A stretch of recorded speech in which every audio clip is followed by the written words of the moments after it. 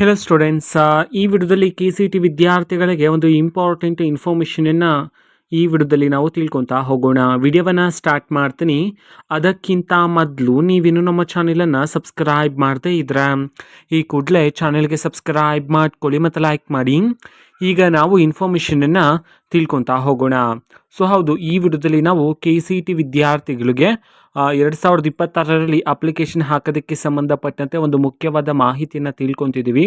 ಆದರೆ ಅದಕ್ಕಿಂತ ಮೊದಲು ಈ ವರ್ಷದಿಂದ ನಮ್ಮ ಚಾನಲಲ್ಲಿ SSLC ಮತ್ತು ಸೆಕೆಂಡ್ PUC ವಿದ್ಯಾರ್ಥಿಗಳಿಗೆ ಈಗ ನಾವು ಪಾಸಿಂಗ್ ಪ್ಯಾಕೇಜನ್ನು ರನ್ ಮಾಡ್ತಿದ್ದೀವಿ. ಕೇವಲ 99 ರೂಪಾಯಿಗೆ ಕನ್ನಡ ಆ್ಯಂಡ್ ಇಂಗ್ಲೀಷ್ ಮೀಡಿಯಮಲ್ಲೂ ಸಹ ಸಿಗುತ್ತೆ. ನೀವು ಸೆಕೆಂಡ್ PUC ಓದ್ತಿದ್ರೆ, ಆರ್ಟ್ಸ್ ಓದ್ತಿದ್ರು, ಕಾಮರ್ಸ್ ಓದ್ತಿದ್ರು, ಸೈನ್ಸ್ ಓದ್ತಿದ್ರು ಸಹ ನಿಮಗೆ ಪಾಸಿಂಗ್ ಪ್ಯಾಕೇಜ್ ಸಿಗುತ್ತೆ.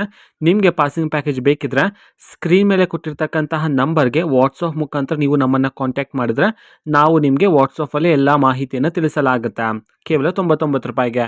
ಸೊ ಮಾಹಿತಿ ಏನಪ್ಪ ಅಂತಂದರೆ, ಈಗ KCET ವಿದ್ಯಾರ್ಥಿಗಳಿಗೆ ಅಪ್ಲಿಕೇಶನ್ ಏನೋ ಸ್ಟಾರ್ಟ್ ಆಗಿದೆ. ಕಳೆದ ವಿಡಿಯೋದಲ್ಲಿ ಅಪ್ಲಿಕೇಶನ್ ಹಾಕೋದಕ್ಕೆ ಯಾವ್ಯಾವ ಡಾಕ್ಯುಮೆಂಟ್ಸ್ ಬೇಕಾಗಿರುತ್ತೆ, ಜೊತೆಗೆ ಕೋಟಾಗಳಿಗೆ ಸಂಬಂಧಪಟ್ಟಂತೆ ಮಾಹಿತಿಯನ್ನು ತಿಳಿಸಿದೆ. ಆ ವಿಡಿಯೋಸ್ ನೋಡಿಲ್ಲ ಅಂತಂದರೆ ಆ ವಿಡಿಯೋಸ್ ನಾನು ಎಂಡ್ ಸ್ಕ್ರೀನಲ್ಲಿ ಹಾಕ್ತೀನಿ, ನೀವು ನೋಡ್ಬೋದಾಗಿರುತ್ತೆ.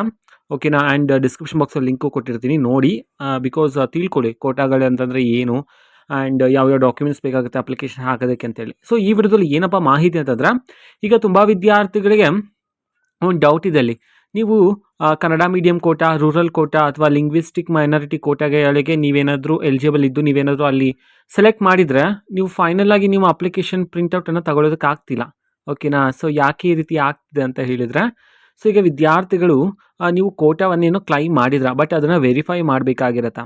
ಸೊ ಅದನ್ನು ಯಾವ ರೀತಿ ವೆರಿಫೈ ಮಾಡೋದು ಅಂತಂದ್ರೆ, ನಾನು ಲಾಸ್ಟ್ ವಿಡಿಯೋದಲ್ಲೇ ನಿಮಗೆ ಹೇಳಿದ್ದೆ, ನೀವು ಕನ್ನಡ ಮೀಡಿಯಂ ಕೋಟಾ ಅಥವಾ ರೂರಲ್ ಏರಿಯಾ ಕೋಟಾ ಈ ಕೋಟಾಗಳನ್ನು ನೀವೇನಾದರೂ ಕ್ಲೈಮ್ ಮಾಡಬೇಕು ಅಂತಂದ್ರೆ, ಸೊ ನೀವು 10 ವರ್ಷದ ಸ್ಟಡಿ ಸರ್ಟಿಫಿಕೇಟ್ಗಳಿರುತ್ತಲ್ಲ ಅದನ್ನು ನೀವು ಪಡ್ಕೊಬೇಕು, ಅದನ್ನ ವೆರಿಫೈ ಮಾಡಿಸ್ಬೇಕು ಅಂತ ಹೇಳಿ, ಜಸ್ಟ್ ಪಡ್ಕೋಬೇಕಂತ ಹೇಳಿದ್ದೆ. ಅದರ ಮೇಲೆ BE ಅವರ ಸಿಗ್ನೇಚರ್ ಇರಬೇಕು ಅಂತ ಹೇಳಿ ಕಳೆದ ವಿಡಿಯೋದಲ್ಲಿ ಹೇಳಿದ್ದೆ.